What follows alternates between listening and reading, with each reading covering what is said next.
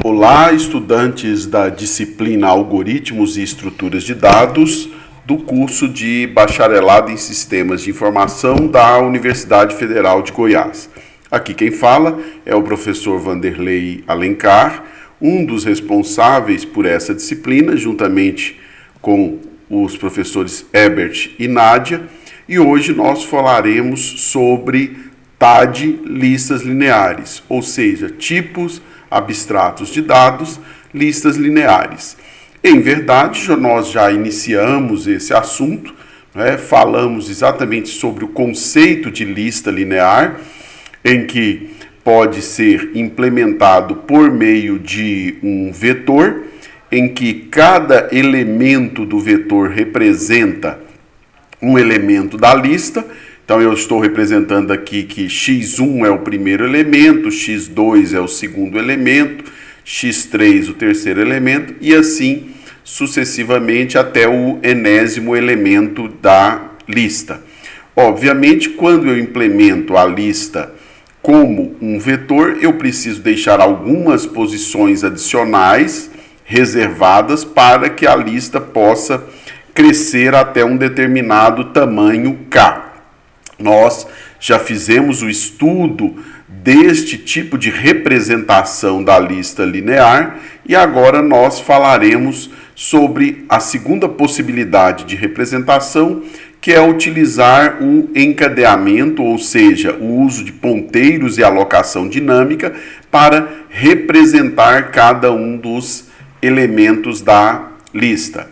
Nós vimos o seguinte, que quando nós falamos em listas lineares, nós sempre pensamos num conjunto também de operações fundamentais a serem realizadas sobre essa lista, como criar uma lista vazia, determinar quantas células estão presentes na lista, onde lembre-se que célula, elemento, nó ou nodo é o nome que nós damos a cada um dos componentes de uma lista, Podemos querer consultar uma célula que possui um determinado valor de chave. Essa chave é um valor que identifica de maneira única, então será uma chave primária, ou eu posso ter a ocorrência em que várias células diferentes possuam o mesmo valor de chave. Nesse caso, a chave é chamada de chave secundária. Em geral, didaticamente, nós trabalhamos sempre pensando que a chave é uma chave primária,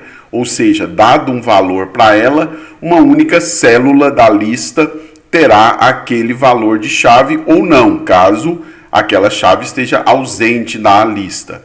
Você pode consultar uma célula que está numa determinada posição, késima, inserir uma célula antes ou depois de uma determinada célula especificada.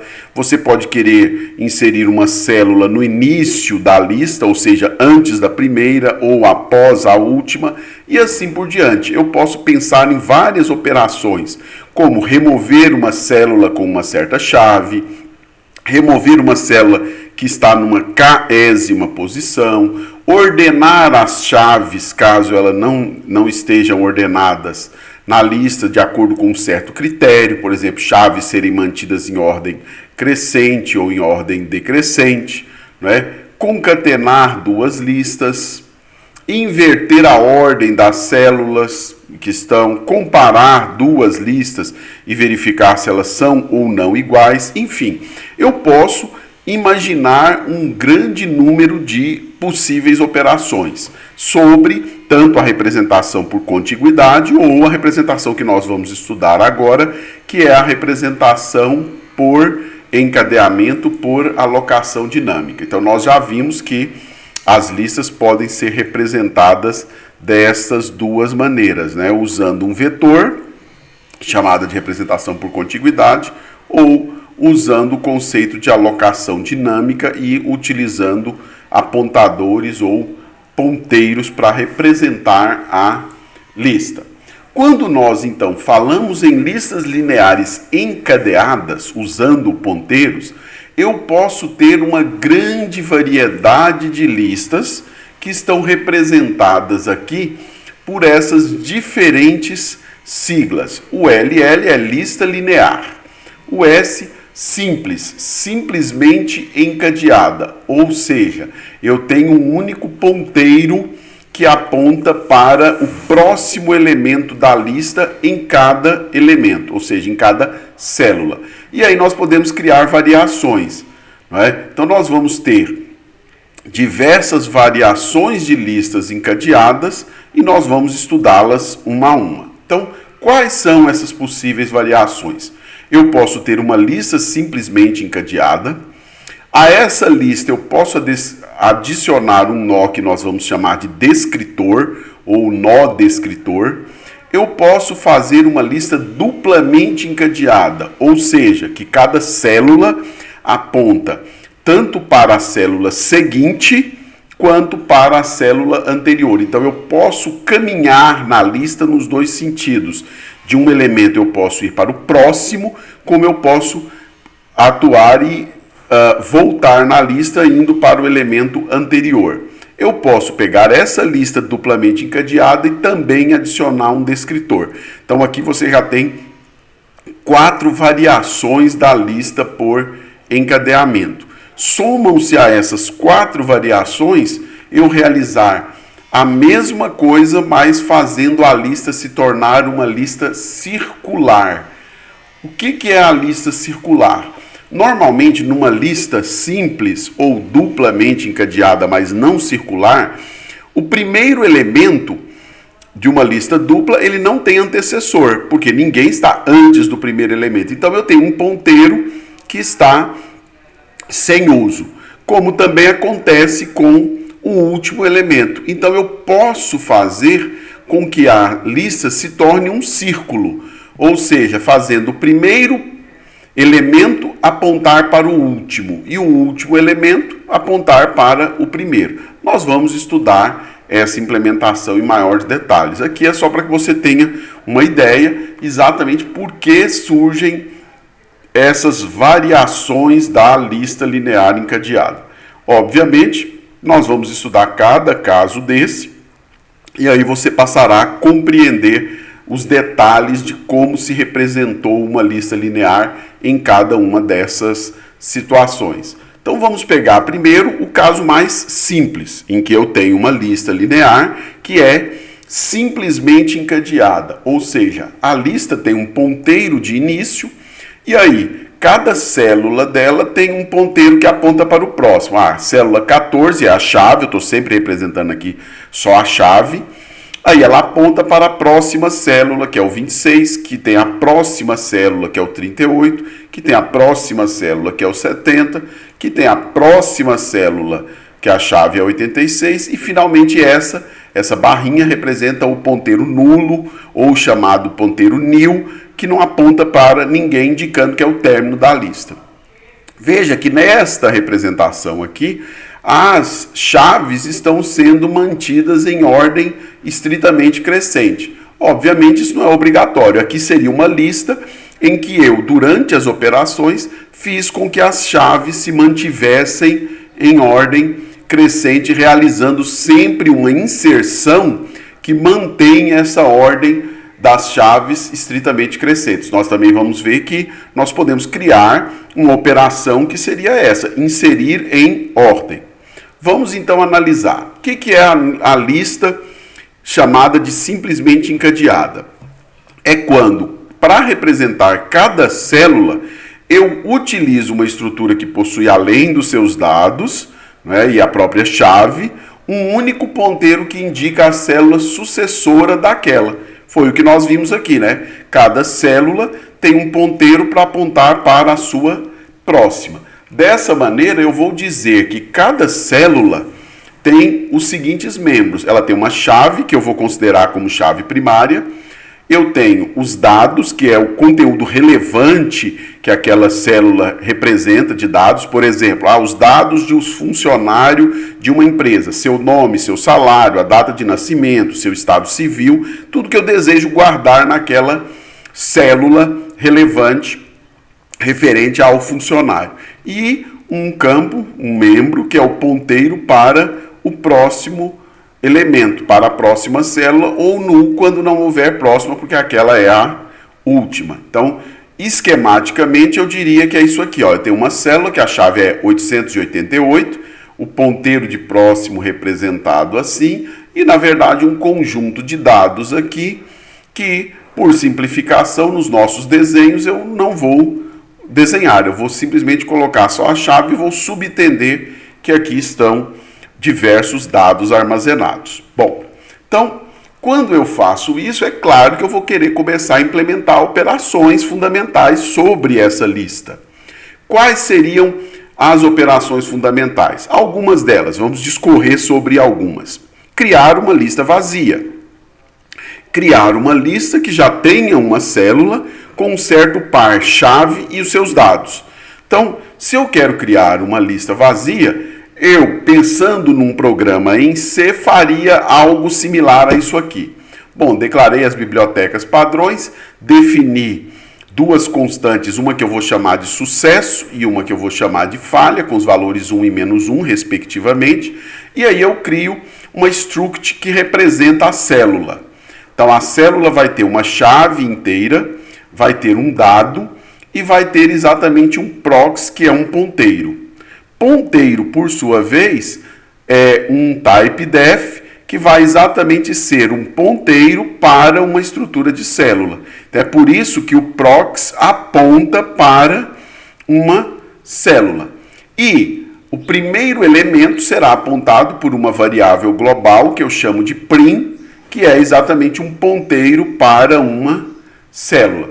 Com essas declarações, eu criei as estruturas necessárias para eu ter uma lista linear simplesmente encadeada em que o ponteiro prox aponta para o próximo elemento. A chave eu vou considerá-la aqui, nessa aplicação, sempre como uma chave com valor positivo, ou seja, estritamente positivo, melhor dizendo, maior ou igual a 1.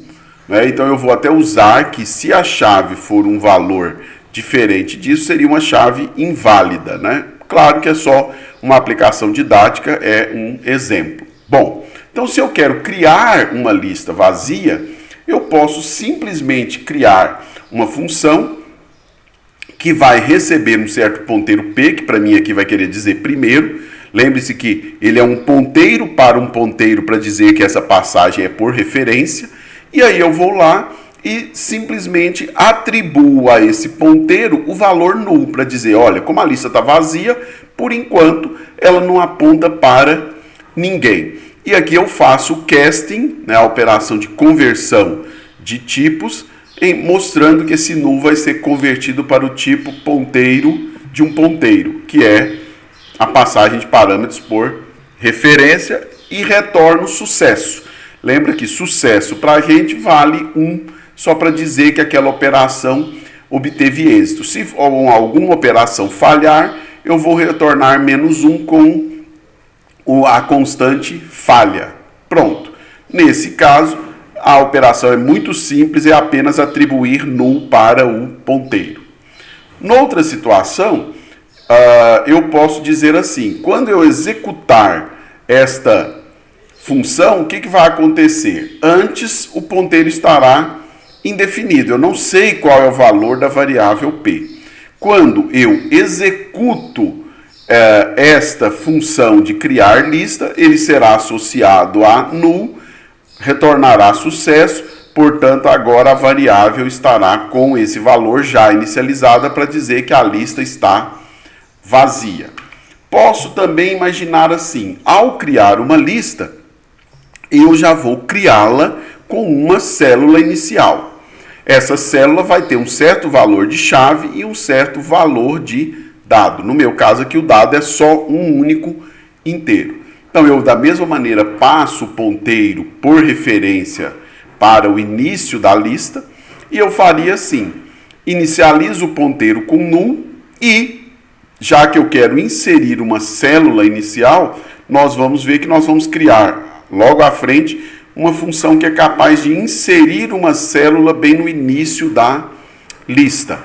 Fazendo isso, chamando esta função, eu passarei o mesmo ponteiro, passarei a chave, passarei o valor. O que vai acontecer? este valor com esta chave vai ser inserida no início da lista. Mas como a lista está vazia, já que eu inicializei o ponteiro de primeiro com null, pronto. O efeito vai ser que essa célula vai ser inserida e eu vou retornar o que aconteceu aqui usando a variável status operação. Uma maneira mais sucinta, em que eu não utilizo uma variável temporária, é simplesmente fazer o seguinte: eu inicializo o ponteiro e já chamo diretamente a minha função inInício, que nós veremos à frente, e ela já retorna um valor. Esse mesmo valor retornado, a função criar lista chave, que é com uma certa chave, devolve. Vamos ver um exemplo disso. Como é que essa função opera? Tanto faz se é com esse código ou com esse, porque os dois são equivalentes. Então seria assim: imagine que eu te dei uma lista inicialmente vazia. Então, P está com null, né? E eu quero colocar uma chave igual a 54. Eu quero inserir essa chave. Ora, esta operação vai colocar null em P. E aí eu vou chamar a inserção inInício.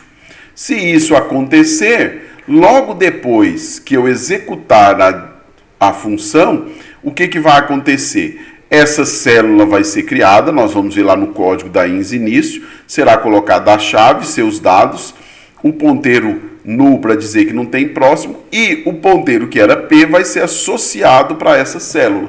Então, depois disso, a lista vai ficar com essa estrutura, ou seja, houve a inserção de uma célula com a chave 54, com chave primária, e o ponteiro de primeiro está apontando para ela. A partir de agora, a lista tem uma célula. Se eu agora pensar assim, bom, tá bom, você criou a lista. E agora você vai querer manipular essa lista, por exemplo, inserindo dados nela. Você pode querer inserir um certo par de chave e dado no início da lista, sempre entrando no início.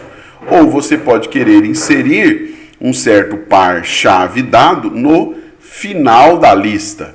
Então, vamos criar essas duas operações para a lista linear simplesmente encadeada. Bom, se eu vou inserir no início, como é que eu vou atuar? Da seguinte maneira: da mesma forma, sempre eu passo um ponteiro para o ponteiro da primeira célula, o início da lista, a chave e o valor que eu quero inserir como dado. Vou usar aqui um ponteiro auxiliar. Por quê? Esse ponteiro auxiliar vai exatamente ser usado para criar um espaço usando a função malloc. Eu vou alocar memória para uma estrutura do tipo célula e aí eu vou testar o que aconteceu com essa alocação. Se o ponteiro Q estiver com valor null, é sinal que por algum motivo essa alocação falhou, por exemplo, não existe mais memória, e aí simplesmente eu retorno falha dizendo, olha, a operação inInício não deu certo. Não, a operação de alocação teve sucesso. Então eu vou cair no else, vou colocar a chave com o valor que me foi dado, vou pegar o valor e carregar no Q, e simplesmente vou atualizar o ponteiro. O campo de próximo do meu dado que está sendo inserido, da minha nova célula, vai apontar para o mesmo que apontava P. E como ela está sendo inserida no início, a célula Q vai passar a ser a nova primeira célula. Por isso, o objeto apontado por P, lembra que isso aqui é um ponteiro, vai receber Q e eu retorno sucesso. Vamos ver um exemplo para você ficar mais claro, mais fácil de entender. Então imagine antes que eu tinha já uma lista vazia, o ponteiro P estava com null, portanto a lista estava vazia e você passou a chave 54. O que vai acontecer? Ora, aqui eu vou ter alocado, a chave vai ser alimentada aqui, o dado vai ser colocado e olha o que vai acontecer. Q no campo de próximo recebe P, o objeto apontado por P, que é um ponteiro. Então, realmente, olha, o Q está aqui, ele foi alocado, carregado. Inicialmente, P estava com que valor? Com null. Aí eu pego esse null e coloco no Q no campo próximo, que está aqui, que é exatamente essa instrução.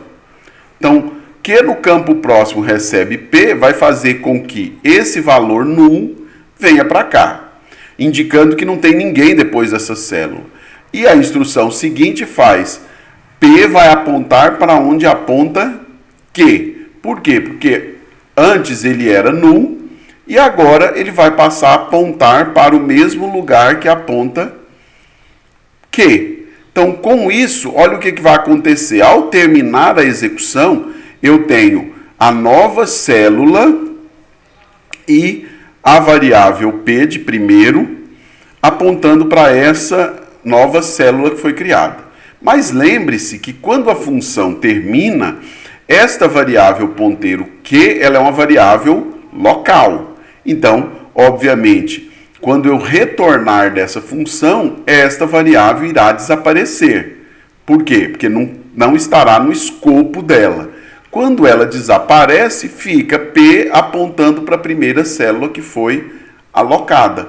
E aí sim, eu acabei inserindo uma célula no início da lista. Mas como a lista era vazia, ela é a única célula. Noutra situação, eu poderia ter assim. Não, agora a minha lista já tem uma célula. Está aqui, 54, eu tinha inserido. Está ela lá pronta. E agora eu falo, olha, eu quero inserir uma nova célula com chave 32. O que vai acontecer? Voltamos no código. Ora, eu vou alocar essa célula, suponha que não vai acontecer erro, a chave 32 vai para lá, o valor dos dados vão para lá e Q no campo de próximo vai receber P. Só que agora, quando Q no campo de próximo recebe P, P está apontando para 54. Então, esse campo aqui vai receber um ponteiro para 54. Então, ele passou a apontar para 54. E logo em seguida, lembrem-se que P, que estava apontando para cá, que era o 54, passa a apontar para onde aponta Q. Então, o P vai ser deslocado e colocado aqui. Ou seja, o 32 acabou sendo inserido antes do 54, que é o que eu quero. Eu quero uma inserção no início da lista. Então, ao terminar o código, depois eu vou ter o 54, que era o primeiro elemento da lista, se transformando no segundo e último, e o P apontando para aquele elemento que acabou de ser criado com a chave 32, que passa a ser a primeira célula. Como essa variável temporária desaparece, a lista fica P apontando para o 32 que inseriu no início e o 32 apontando para o 54, que era o primeiro, e ele aponta para ninguém. Então agora você viu que ao inserir no início sempre os ponteiros são reajustados, né? Q para criar a célula e P para apontar para aquela célula e o restante das células são mantidos. A mesma coisa vai acontecer se agora eu falar, não, eu quero a partir dessa lista inserir a chave 6. O que vai acontecer? A chave 6 vai ser alocada, todos os seus dados colocados lá. Aí esse campo, que é o Q no campo de próximo, vai receber o mesmo local para o qual P aponta. Como P aponta para 32, ela vai receber um ponteiro para a célula 32. E aí o próprio P vai ser deslocado para apontar para onde Q aponta. Vai apontar para cá. E aí, simplesmente, essa célula acabou de ser inserida no início. Quando o código vai terminar, essa variável temporária desaparece. Pronto. Eu estou sempre inserindo no início. Qualquer nova chave que eu executar a função inInício, ela vai fazer o mesmo procedimento, sempre inserindo antes do elemento que estiver na primeira posição, antes da primeira célula. Olha que aqui não se observa a ordem das chaves. A chave, que seja ela qual for, sempre é inserida como primeiro elemento da lista, ou seja, antes de qualquer outro elemento que já esteja naquela lista. Isso é a inserção no início. Então vejamos agora a inserção no final da lista. Então eu tenho um código aqui que vai fazer a inserção no final. Vamos analisar cada um dos casos. Imagine que, inicialmente, a lista esteja vazia. Então, se o ponteiro de primeiro está nulo, simplesmente o que esse código faz é chamar a inserção no início, passando o mesmo ponteiro, a chave e o valor. Como nós já vimos, esse código vai inserir no início, vai retornar, supondo que deu tudo certo, sucesso, e ele, por sua vez, também retorna sucesso. Seria esse caso aqui em que, inicialmente, a lista está vazia, e imagine que eu passe a chave 54. O que vai acontecer? Vai ser chamado aquele código de inserção no início, não é? O código de inserção no início vai colocar o 54 lá, vai colocar o ponteiro Q. Claro que quando ele for executado e eliminado, esse ponteiro Q desaparece e a lista termina com P apontando para 54, fazendo a inserção no final, que nesse caso, no final e no início, é a mesma coisa. Não, a lista não está vazia. Aí sim eu sou obrigado a usar um ponteiro auxiliar Q para alocar a célula. Supondo que não tenha acontecido falha, eu coloco os dados de chave e valor. Como a inserção é no final, eu já sei que o ponteiro de próximo de Q vai ser null, porque ela vai ser a última célula. Então, com isso, eu já preparei todos os dados da célula que vai ser inserida. E agora eu tenho um ponteiro auxiliar chamado rastreador, que terá que fazer o quê?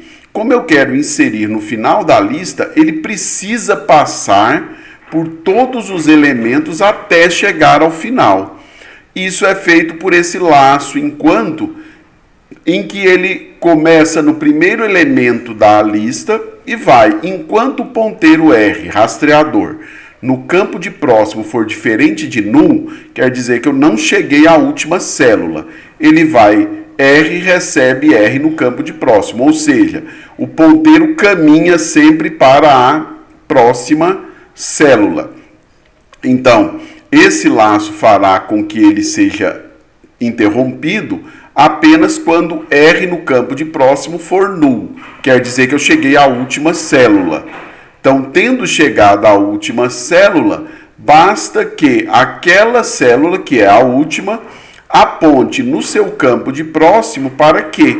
Porque esta célula, que é a última, o R no campo de próximo dela estará null. Aí eu atribuo Q, indicando que ele vai apontar para esta nova célula que foi criada. Portanto, ela estará apontando para que se tornará a nova última célula. Vamos ver um exemplo. Imagine que eu já tivesse aquela situação. P agora já tem um elemento, ou seja, a lista já tem um elemento, e eu quero inserir a chave 32 no campo como último elemento da lista. Então, o que vai acontecer? Eu vou entrar aqui, vou alocar, R vai receber P, portanto, ele estará nessa primeira posição aqui, ó, R recebeu P. Claro que por enquanto aqui eu tenho o valor null. E aí ele testa. R no campo de próximo é diferente de null? Falso, porque só tinha aquele elemento. E ela para. Quando ela para, ela vai exatamente colocar R no campo de próximo recebendo Q. Ou seja, o R no campo de próximo vai apontar para esta nova célula que eu havia criado, colocado o valor da chave 32, seus dados, havia colocado nil.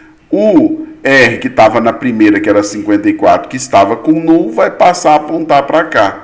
Portanto, esta célula foi inserida na última posição. Então, agora a lista, ao terminar, terá P apontando para 54 e 54 apontando para 32. Esses dois ponteiros auxiliares desaparecem. Né? Imagine agora a continuidade. Não, eu tenho agora duas células. O que vai acontecer se eu pedir a inclusão da chave 6? Lembrando do código, o R vai entrar aqui e vai perguntar: Bom, criei a célula 6, coloquei o Q apontando, uniu como seu elemento de próximo, essa célula já existe. Aí o R vai cair aqui e vai perguntar, você no campo de próximo é nulo? Lá no while? Não. Aí ela pula para cá. Você no campo de próximo é nulo? Sim, porque lembra que eu só tenho 2 células. Ele vai parar aqui e vai exatamente pegar o seu R no campo de próximo, que era nulo, e vai apontar para Q, fazendo com que a célula com chave igual a 6 seja introduzida no final da lista. Pronto. Então, sempre agora que eu executar esse código, ele vai criar a nova célula, caminhar até a última posição e lá inserir depois dela a nova célula que se tornará então a última. Se eu pensar numa análise de complexidade, o que eu poderia dizer? Qual que é o pior caso? Bom, o pior caso acontece aqui quando você tem uma lista que, não sendo vazia, você será obrigado a percorrê-la. Ao percorrer a lista, você terá que passar por todos os elementos dela, chegar ao último elemento para poder então inserir o Q. Então imagine que a lista tenha N células inicialmente, você terá com o rastreador que passar por essas N células. Portanto, a operação, no pior caso, ela vai ter que realizar esse laço aqui completamente, não é? E inserir após ele. Então, se a lista tiver N células, você terá O de N como pior caso. Isso vale, na verdade, para todos os casos, mas quando a lista é vazia, simplesmente ela está com 0 elementos, você vai fazer uma única operação, que é a inserção no início, que nós já vimos. Então, essa operação em listas lineares, simplesmente encadeadas, ela é realmente onerosa, porque eu tenho que passar por todos os elementos que estão na célula, na lista, até eu poder inserir no final. Nós vamos ver que futuramente nós vamos tentar melhorar a complexidade de tempo dessa operação usando algum outro artifício, né? Que será a inserção de um nó descritor na lista. Isso vai ser assunto próximo nosso. Bom, mesma coisa agora, eu tenho lá já a lista com 3, então agora, exatamente, eu teria que passar por esses 3 elementos, o R chegar ao último, pegar o ponteiro que era nulo e inserir, colocar o ponteiro para essa nova célula que foi alocada. Aqui só mais um exemplo, expandindo a lista para 4 elementos. Vamos agora imaginar o seguinte, bom, eu já fiz a inserção no início, fiz a inserção no final, e agora eu quero inserir um certo par-chave dado, só que eu quero fazer isso de tal maneira que as chaves na lista sempre se mantenham em ordem, seja crescente ou decrescente. E também depois quero remover uma certa célula onde eu forneço qual é a chave da célula para ser removida. Então, óbvio que se eu estiver usando a inserção em ordem, eu sempre tenho que usá-la de maneira exclusiva, porque se eu usar a inserção no início ou a inserção no final intercaladamente com a inserção em ordem, claro que eu vou fazer com que a regra de que as chaves se mantenham em ordem crescente ou decrescente deixe de valer, não é? Então, se eu tiver uma inserção em ordem, esse aqui é o código em C, eu terei que sempre usá-la para realizar a inserção na lista. Já dá para você perceber que ele é um código um pouco maior, não chega a ser um código muito extenso, mas ele é um pouco maior, porque exatamente ele terá que fazer o quê? Ele tem que localizar em que posição da lista ele vai inserir. Então vamos imaginar alguns casos. Tá? Agora eu precisarei de 3 ponteiros auxiliares, Q, R e S. Analiso a mesma situação. Se inicialmente a lista estiver vazia, então eu simplesmente chamo o código de inserir no início, passando o ponteiro de primeiro, que é o P, a chave e o valor. Pronto, isso aqui já está resolvido. Outra situação que eu analiso. Se o P no campo de próximo for null, isso significa que a lista só tem um único elemento. Eu estou numa lista que só possui um elemento. Bom, então nesse caso, o que eu olho? Se a chave que eu estou inserindo for menor do que a chave desse único elemento da lista, que é P, o objeto apontado por P no campo de chave, ora, então eu estou querendo inserir uma chave que é menor que a única chave presente na lista. Então basta que eu faça uma inserção no início daquela chave que eu vou obter a lista em ordem. A chave que eu quero inserir é menor do que a atual, então insira no início. Se ela não for menor, é porque ela é maior ou é igual. Se ela é maior ou é igual, eu devo fazer uma inserção no final. Então, usando dois códigos que eu já construí, eu os chamo nessa situação em que eu tenho um único elemento na lista atualmente. Isso aqui é um código que vai me permitir exatamente reduzir o caso de listas com um único elemento para uma chamada, ou a inserção no início, ou a inserção no final. Perceba que mesmo que a chave não seja primária, ou seja, que eu possa ter células diferentes com a mesma chave, este código aqui mantém a estabilidade das chaves. Ou seja, no caso de duas chaves que forem iguais, eu pergunto se a chave é menor do que aquela já presente. Imagine que ela seja igual. Se ela for igual, o novo elemento vai ser inserido no final. Então, a chave que já estava presente ficará antes da chave igual que está sendo inserido no momento. Lembre-se que isso nós chamamos de estabilidade. Então, aqui nessa inserção, com esse código, eu mantenho a estabilidade das chaves. Chaves iguais, quando inseridas, ficarão após aquelas já presentes na lista. Aquela ou aquelas, se já existirem mais de uma. Então vamos olhar primeiro esses dois casos aqui de inserção. Vamos ver exemplos desses dois casos. Então, o que eu quero é que a lista seja mantida assim, ó, com as chaves em ordem ascendente ou crescente. 14, 26, 38, 70. Então imagine que inicialmente a lista esteja vazia. Nós vimos lá no código que se eu fornecer alguma chave qualquer, 70, simplesmente ele vai chamar o ins início e o ins início vai fazer com que depois da sua execução eu tenha o primeiro apontando para a única célula que acabou de ser criada. Pronto, esse aqui foi exatamente este caso aqui no código, ou seja, P inicialmente era null.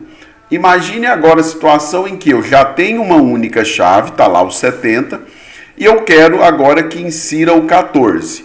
O que nós fizemos? Nós testamos. 14 é menor que 70? Sim, é menor.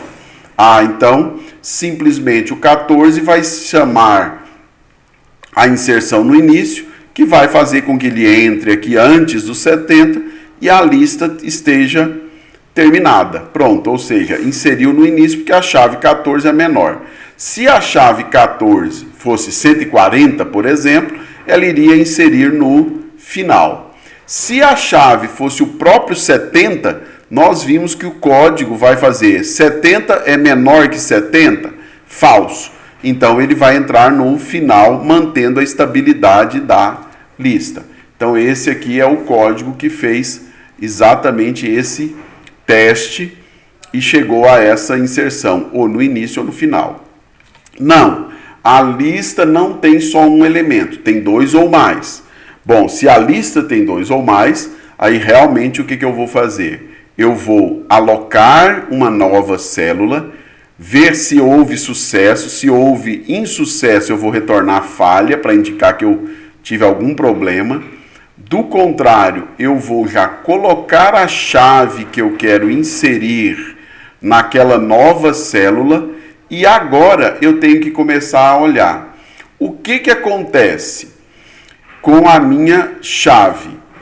A chave que eu quero inserir é menor do que a chave que está na primeira célula.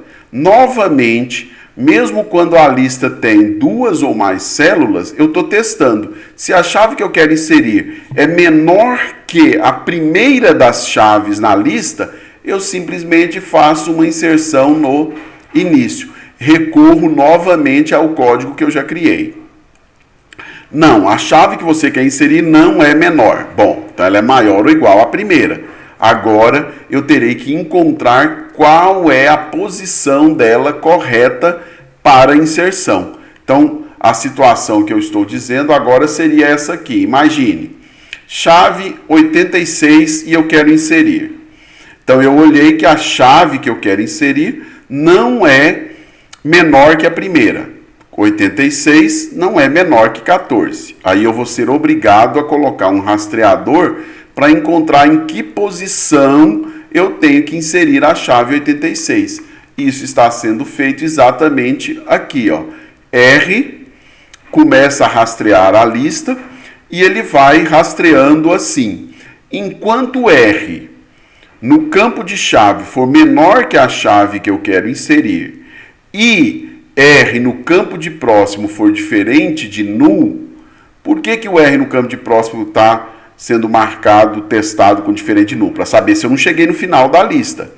Porque pode acontecer de que isso aqui sempre seja verdadeiro, mas em um certo momento, claro que vai acontecer, eu chegar ao fim da lista. E agora eu preciso de um ponteiro adicional que eu vou chamar de S. O S é um ponteiro que a gente chama de sombra, ou em inglês, né, shadow. Por quê? Esse ponteiro ele será necessário na hora que eu localizar a posição correta da inserção da nova célula Q na lista e ela for uma posição intermediária. Ou seja, que ela estiver entre 2 células. E aí eu precisarei guardar qual é a célula anterior à que eu estou. Vamos entender isso por quê? Vamos pegar lá de novo o exemplo da chave 86. Então a chave 86 ela vai perguntar, olha, eu não sou menor que 14, então eu vou jogar um rastreador que começaria aqui e ia testar. 14 é menor que 86? Sim. O R vai pular para cá, já está aqui nesse exemplo, e eu guardei um S à posição anterior. Por isso que no código, antes de mover o R para o campo de próximo, eu pego o R e salvo ele no sombra. Então, o sombra vai estar sempre um passo atrás do R, porque eu primeiro salvo o rastreador na sombra e faço com que o rastreador avance. Então, nesse caso, olha o que acontece. O rastreador estará aqui.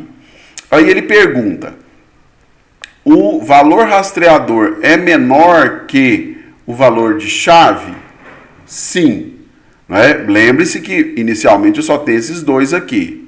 Então, o rastreador é menor e R no campo de próximo é nulo? É nulo porque eu ainda não inseri esse elemento. Ele já está lá preparado, mas ele não está inserido. Aí ele fala, sim, é nulo. Quer dizer que eu cheguei à última posição. E aí o que vai acontecer? O código vai testar isso aqui. R no campo de chave é menor do que a chave que eu estou querendo inserir? Sim, no nosso caso é 70, ela é menor que 86. Aí, Q no campo de próximo recebe null, e o R no campo de próximo recebe Q. Vamos ver isso lá. Q no campo de próximo vai receber null, por isso que ele já está null aqui.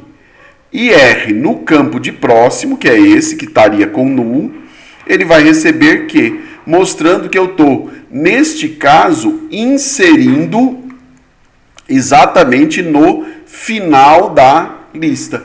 Porque eu rastreei a lista toda, cheguei a uma posição que é a última, que é o 70, a chave ainda é maior, não é? E aí eu insiro a nova célula no final. Por isso que aqui vem o null e o R no campo de próximo recebe Q, que é esse código aqui, ó. Uma pergunta que poderia surgir é: por que você não chama então o inserir no final? Olha, se eu chamar o inserir no final aqui, o que eu estaria fazendo? Eu já gastei todo o tempo, ou seja, eu fiz as operações de rastreamento para chegar na última posição. Claro que numa lista pequena aqui, isso parece não ser problemático. Mas imagine que a minha lista tivesse 1 milhão de elementos. Esse laço aqui teria acontecido e teria passado pelos 1 milhão de elementos. E aí eu descobri que eu tenho que inserir no final. Se eu chamar aqui o código de inserir no final, eu simplesmente vou fazer com que novamente o rastreador lá do código ins final tenha que rastrear as 1 milhão de posições de novo. Então isso não é conveniente nessa situação. É melhor, nesse caso, que eu faça aqui a operação de inserção, até porque ela é simplesmente um par de comandos, ou seja, um par de instruções. Então é por isso que eu não chamei o ins final aqui. Aqui eu chamei porque a lista estava com um único elemento. O custo de chamar ele aqui é muito pequeno. Agora imagine uma situação em que a chave que você quer inserir não seja maior. Você chegou ao último e a chave é menor. Aí eu vou cair no else, que vai exatamente inserir essa chave antes, pegando Q no campo de próximo e recebendo o rastreador, e usando o ponteiro de sombra para receber Q. Então, seria a situação em que eu chegaria numa chave que é menor. Vamos ver aqui um exemplo. Você está caminhando na lista, agora a chave 86 foi inserida e você quer inserir a 26. O rastreador caminha e pergunta: 14 é menor que 26? Sim. Aí ele pula para o próximo. Seria aqui o 70. 70 é menor que 26? Falso. Opa, então para aí. Então quer dizer que eu quero inserir a nova célula, que vai ser a 26, que foi lá alocada e tudo, só que eu quero inseri-la antes do 70, não igual esse caso que eu inseri depois. Para inserir antes do 70, olha o que vai acontecer. O que eu tenho que fazer? Eu tenho que pegar S no campo de próximo, por isso eu guardei o S, e ele estava apontando para o 70, estava aqui, ó, e ele simplesmente vai mudar para Q. E o Q no campo de próximo apontar para R. O que é feito exatamente nesse comando aqui, ó, no else. Então eu tenho Q no campo de próximo recebe R. Então, Q no campo de próximo recebe R. Q no campo de próximo recebe R. E S no campo de próximo recebe Q, fazendo com que esta célula entre antes da minha célula rastreadora. Diferente dessa situação anterior em que a minha célula tinha que entrar depois. Por isso que o código tem essa diferença aqui, ó. Por isso que o código tem essa diferença. Então aqui eu estou inserindo depois da minha célula rastreadora, é o ramo principal, e o else eu estou inserindo antes da célula rastreadora, portanto, depois da célula de sombra. Por isso que eu precisei guardar essa célula de sombra, para poder ter acesso e modificar esse ponteiro. Então, depois dessa inserção, o que vai acontecer? Eu vou ter P, o S entrou aqui, que era a chave 26, 70, 86. O mesmo vai acontecer se, por exemplo, eu pedir a inserção da chave 38. Porque a chave 38 vai fazer o quê? O rastreador vai cair aqui e vai perguntar: 14 é menor que 38? Sim. 26 é menor que 38? Sim. 70 é menor que 38? Falso. Opa, tenho que inserir antes do rastreador. O que foi lá criado vou cair naquele else e vai simplesmente fazer, ó, Q no campo de próximo recebe R, tá lá. S no campo de próximo, que apontava para cá, ó, tá aqui, ele vai mudar e vai apontar para Q. Pronto. Inserir o 38 entre o 26 e o 70, entre a sombra e o rastreador. A partir daqui, sempre essa situação vai acontecer e, portanto, você vai conseguir inserir elementos entre dois outros, identificando aquela posição de maneira tal que, nesse caso, mantenha as chaves em ordem crescente ou ascendente. Então, a configuração final dessa lista seria 14, 26, 38, 70, 86 e assim por diante. Então, o nosso código aqui, apesar de um pouco mais extenso, ele realmente consegue cumprir a missão, que é inserir em ordem, analisando diversas situações. Novamente, você teria uma análise. Qual é o pior caso, de inserção? Qual é o melhor caso de inserção? Então, pensa nessas duas questões, né? Qual seria a complexidade do melhor e do pior caso para a inserção em chaves ordenadas? Vamos agora imaginar a operação contrária. Eu quero remover uma célula baseando-se na chave que eu fornecerei para a remoção. Então, está aqui o código chamado REM-chave.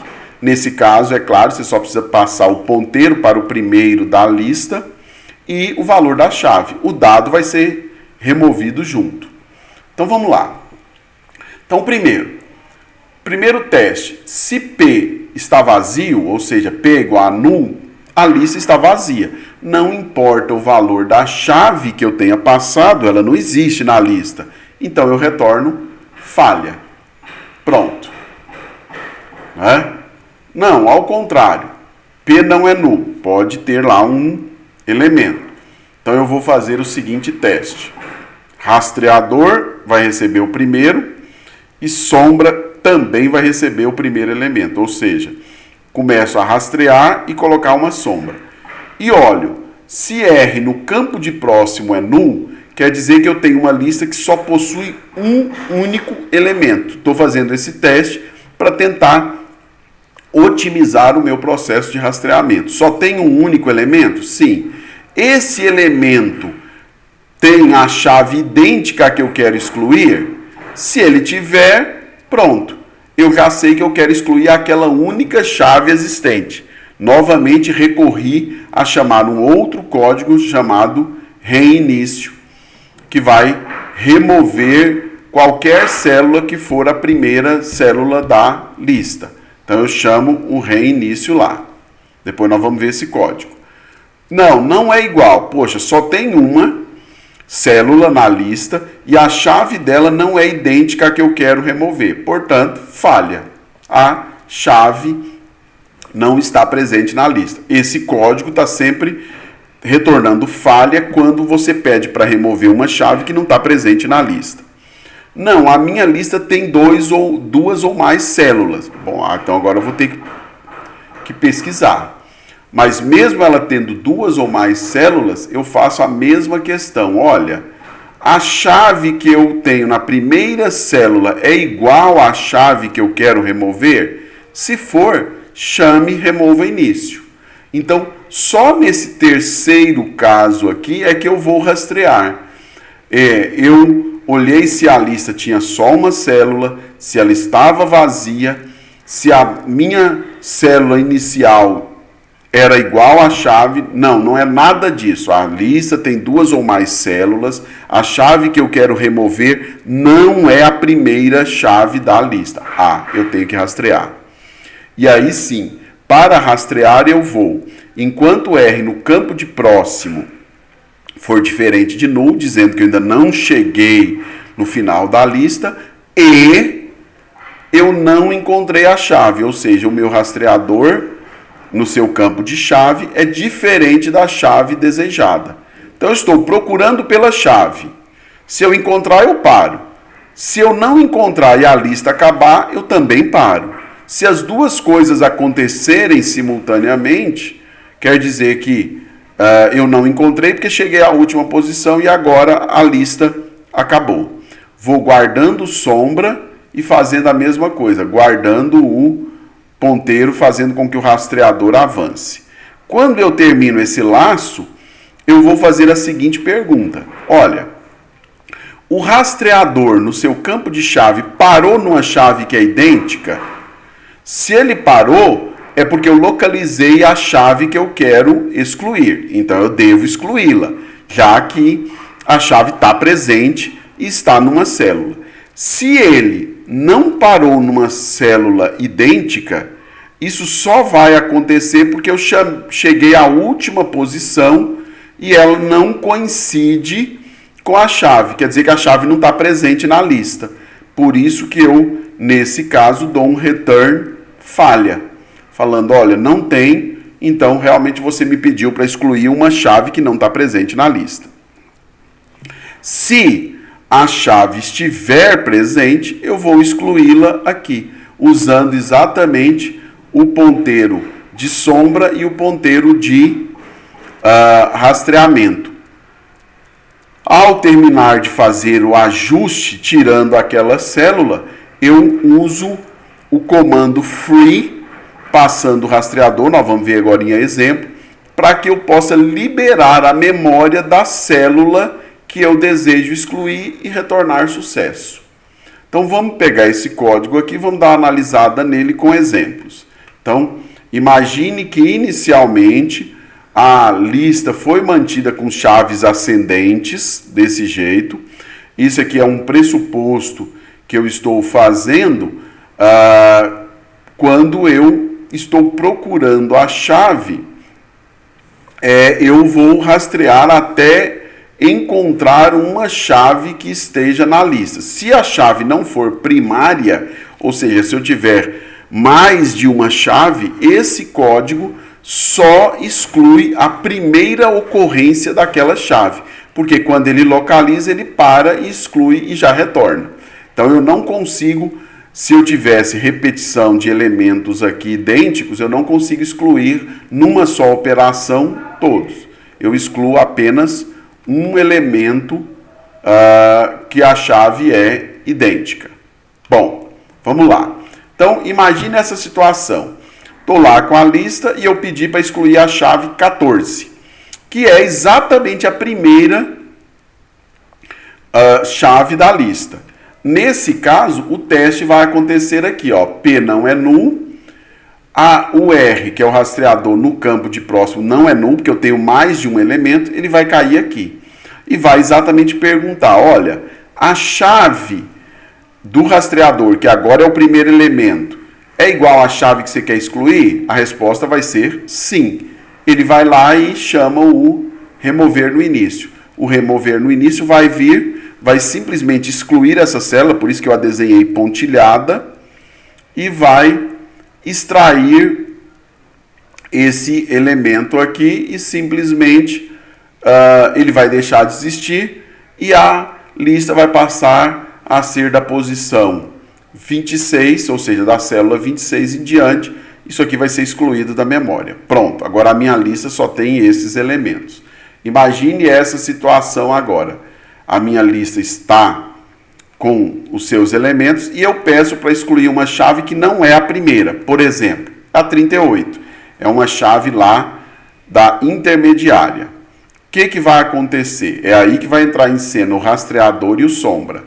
Vamos olhar no código. Eu vou cair nessa situação aqui, ele vai perguntar se é igual, não é. O rastreador vai começar a procurar pela chave.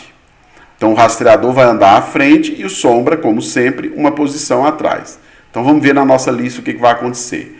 14 é igual a 38? Não. O rastreador vai caminhar para cá. 26 é igual a 38? Não. O rastreador vai caminhar para cá.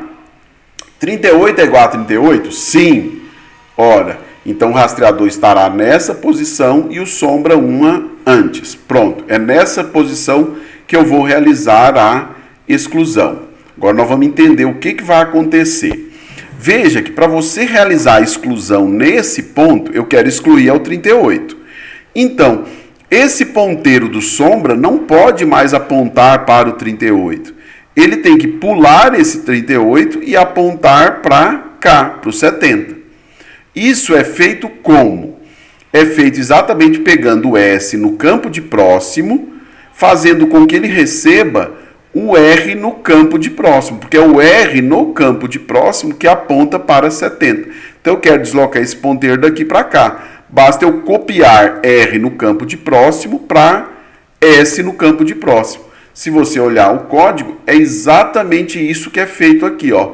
O R-chave é igual, você encontrou? Então pegue o R no campo de próximo e copie para S no campo de próximo. Aí o que vai acontecer? O S vai pegar e vai passar a apontar para o 70, que é isso aqui, ó.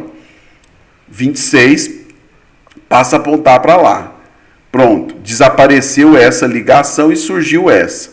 Com isso, o R agora ficou livre para ser excluído, o que é feito com aquele comando free. Quando eu faço o comando free, esta área aqui é liberada da memória. Free. Pronto. Terminou. A minha lista agora sai do 26, pula para 70 e continua tendo excluído o 38 e retorna sucesso. Como o R é uma variável temporária, ela desaparece e pronto. Ou seja, eu usei esse trecho do código para excluir exatamente a célula 38. Imagine em outra situação em que você queira exatamente excluir a última célula, que é a chave 86. Novamente, você sabe que você vai caminhar aqui. 14 é igual a 86, não. 26 é igual a 86, não. 38 é igual a 86, não. 70 é igual a 86, não. E aí sim, 86 é igual a 86? Sim. Então, olha o que vai acontecer nessa situação. Você vai ter o rastreador aqui e o sombra. O que está acontecendo nessa situação? O R no campo de próximo é igual a null e a chave dele é a chave desejada. Ou seja, no nosso código, você está tendo aqui, ó, R no campo de próximo é diferente de null? Falso, ele é null. E o R no campo de chave é diferente de chave? Falso, ele é igual. Eu quero excluir exatamente a última célula. Com isso, eu saio dessa condição e caio aqui, ó. Chave é igual a chave? Sim. S no campo de próximo recebe R no campo de próximo, o mesmo código. Só que agora, note a diferença. S no campo de próximo, que é esse aqui, vai receber o R no campo de próximo. Mas R no campo de próximo é null. Tudo bem, eu copio esse null para cá. Então ele fica assim. Quer dizer que foi cortada esse ponteiro aqui. Como esse ponteiro foi cortado, obviamente, quando eu eliminar o R, o que eu vou ter nesse campo de próximo aqui? Eu vou ter o null. Claro que aqui eu deixei desenhado para você ver como é que ele estava antes, mas óbvio que quando isso aqui desaparecer e eu passar o null para cá, não tem dois ponteiros num campo só. Vai ficar somente esse valor, essa célula 86 vai desaparecer e essa aqui que vai ser a lista final, tendo excluído o último elemento. Então, agora nós conseguimos remover uma célula que estava na última posição.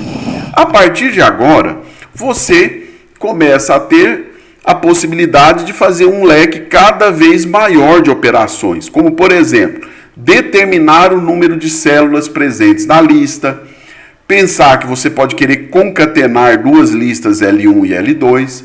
Então, todas as operações fundamentais você vai implementar usando as mesmas ideias. Por exemplo, saber o tamanho da lista. Aí agora, para saber o tamanho da lista, eu só preciso do ponteiro de primeiro. Olha que ele não é passado por referência nesse caso, porque não é necessário. Eu não vou alterá-lo. Então, eu simplesmente faço assim. O ponteiro de início da lista é null? Se for, Simplesmente a lista não tem nada, então o tamanho dela é 0. Não, se a lista tem algum elemento, no mínimo seu tamanho é 1. Eu pego um rastreador e coloco apontando para a primeira célula e começo agora a rastrear. Cada vez que eu faço um passo de rastreamento, eu incremento o tamanho da lista. Ao final, imagine o que vai acontecer.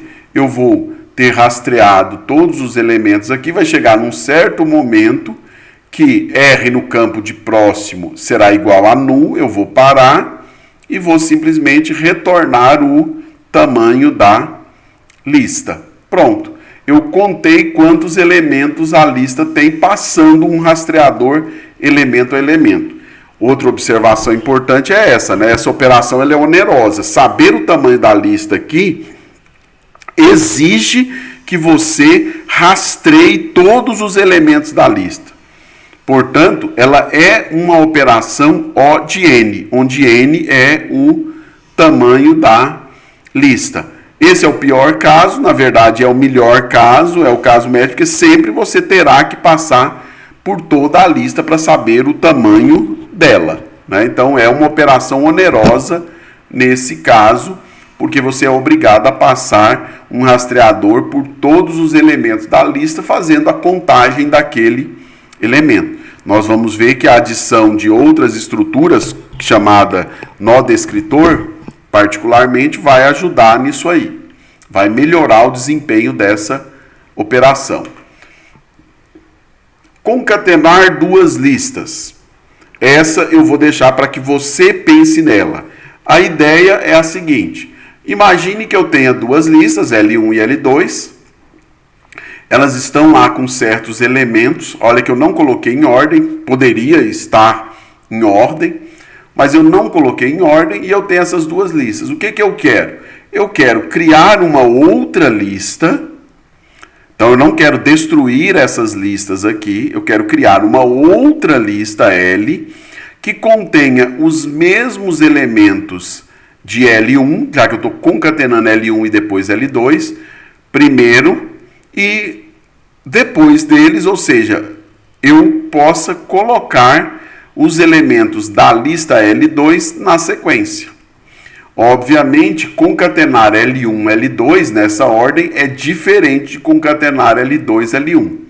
Porque se eu pedisse para concatenar L2 com L1, eu teria que ter 7, 88, e aí esse ponteiro 37, 19, 70.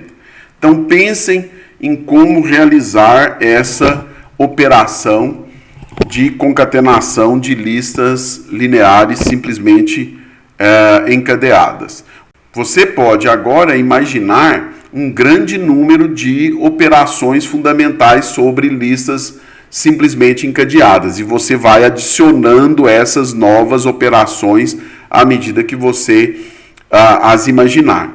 Nós vamos então concluir aqui as listas lineares simplesmente encadeadas e passaremos a analisar em outras aulas novos tipos de lista, acrescentando algumas estruturas adicionais, como eu já descrevi aqui, um nó especial chamado nó descritor.